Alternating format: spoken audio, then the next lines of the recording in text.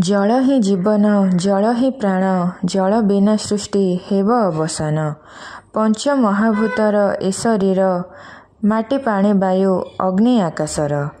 सकाळरू संज संजरू सकाळ जल बिना प्राणीर नाही थळकूळ। दिनचक्र ऋतुचक्र जलचक्र आदि सबु अकारण जल नाही जदि। नर पशु पक्षी कीट तरु वन जल जोगु सिना रखिछन्ति प्राण। नदी समुद्र झरणार जल विशुद्ध रखई सिना वायुमंडल। बात्या दुर्विपाक वन पोड़ी जलर अभाव जंगल सृष्टि वृक्षरोपण एहार निराकरण। वृक्षर अभावे वायु प्रदूषण जल प्रदूषण रोगर कारण।